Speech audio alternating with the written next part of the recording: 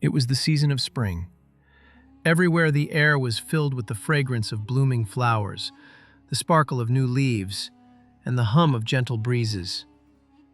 Children laughed in the streets, butterflies danced around the gardens, and birds sang melodies that seemed to rise straight from the heart of nature itself. But amidst all this beauty sat a man, silent, still, and distant. His name was Samuel. While the world rejoiced in spring, his soul lived in a season of endless autumn. His face, once bright with hope, had turned pale and hollow, his eyes deep like two wells of sorrow. He sat in the park every evening, alone, lost in thought. Passers-by often looked at him curiously. Some pitied him, others ignored him. But no one knew the storm hidden behind his quiet face. Sometimes he would pick up a fallen flower and gaze at it for minutes, lost in memories. Other times he would close his eyes, as if listening to someone's voice only he could hear. The children's laughter nearby didn't touch him. The singing birds didn't reach him. His heart was heavy, with a story buried deep inside, a story of love, faith, and loss. One day, as he sat there, a man named Ken, a traveler who often visited the park, stopped beside him. Seeing Samuel's sorrowful face, he said softly, "Brother, you look like you've lost the whole world. What burden lies in your heart? You wouldn't understand. Try me. Sometimes a stranger listens better than a friend." After a sigh, "It's a long story, a story buried under years of silence. But if you truly wish to hear it, I do." Birds fade out, wind picks up. Samuel nodded, looked toward the horizon where the sun was melting into crimson light, and began his tale. The tale of a love that defied faith, time, and reason. Samuel began to speak, his voice soft but heavy with memories. "It all started years ago," he said. "At that time, life still had a little color left in it. I was working in an office, and that's where I met Sophia, a woman whose kindness and simplicity shone brighter than anything I had ever known. Sophia worked as a social worker in a nearby charity organization. Her calm voice, gentle manners, and quiet strength made her stand out wherever she went. She was deeply devoted to her faith, and people respected her for her discipline and compassion.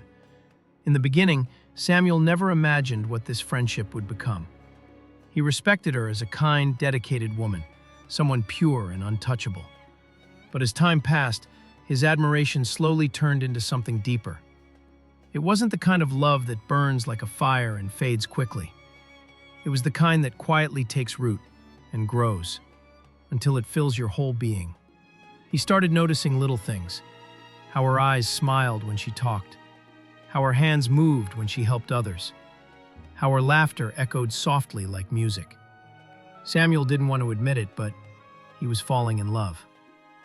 He tried to hide his feelings, to silence his heart. But love, once it enters, doesn't leave easily.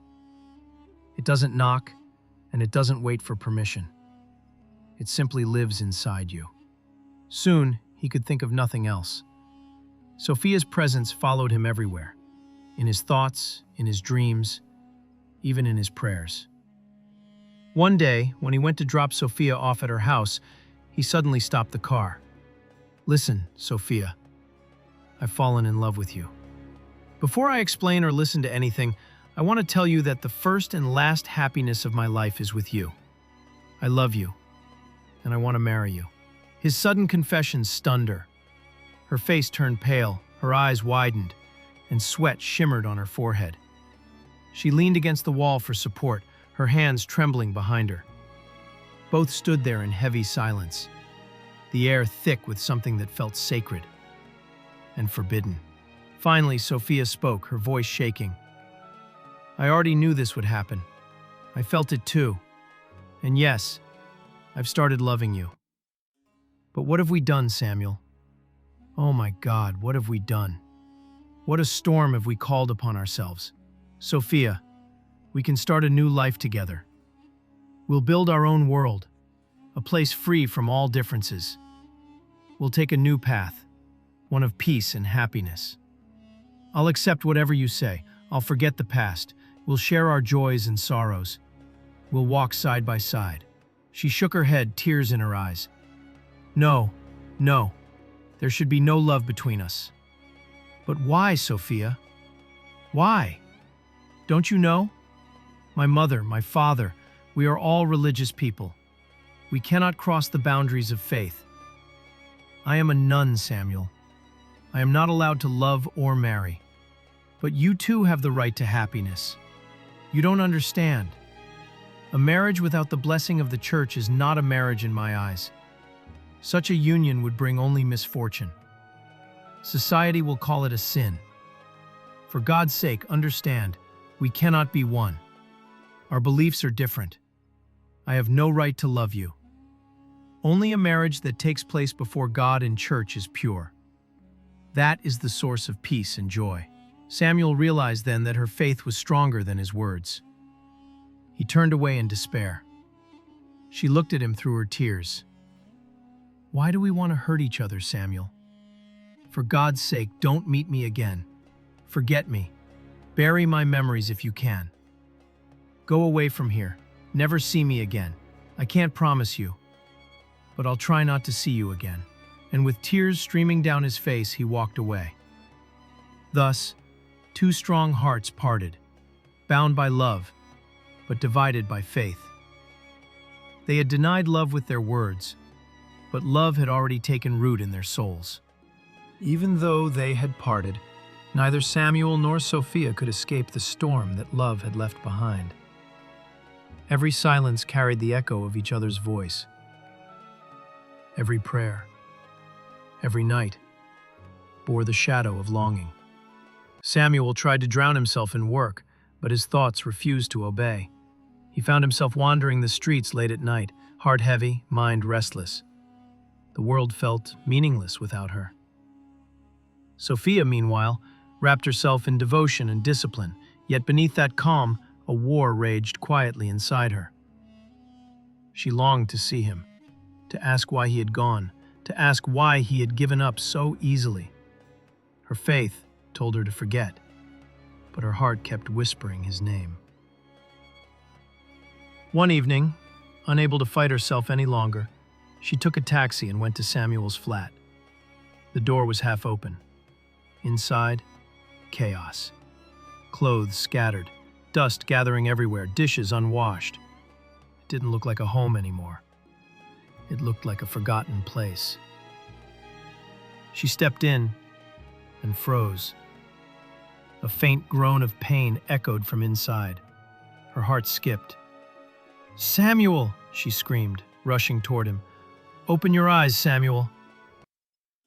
After a long moment, his eyelids fluttered. "Sophia," he whispered, and collapsed again. Tears blurred her vision as she called for help, dragging him into a taxi and rushing to the hospital. The doctor came out after examining him. "You're too late," he said gently. "Tuberculosis has eaten him from the inside. You may not have many days left." Those words hit Sophia like lightning. She went to his bedside, sat beside him, and wept silently, holding his cold, thin hand. Later, a nurse hurried in. "Your patient has regained consciousness." Sophia rushed to the ward. Samuel lay weakly, his pale eyes staring at the ceiling. "Am I going to die?" he asked, his voice trembling. "No," she cried, clutching his hand. "Nothing will happen to you. My love will keep you alive." He smiled faintly. Love kills too." "No, Samuel," she whispered. "I'll pray to God and ask for you back." He turned his face toward her. "How can you ask for something you never accepted?" She squeezed his hand tighter. "You can ask for your own thing back," she said softly. "You have always been mine, and you will always be mine." Her words stunned him. For the first time in months, a spark lit his tired eyes. He smiled faintly, but then a shadow crossed his face. "You're comforting me," he murmured. "But a weak straw cannot save a drowning man." "My love isn't a weak straw," she said firmly. "I'm saying this from the bottom of my heart." Hearing her say love, it breathed life into him again. "I wish you had said it earlier," he whispered. "At that time," she said sadly, "there were chains on my feet. I was a nun. My father was alive." "Your father was alive?" he asked weakly. She nodded.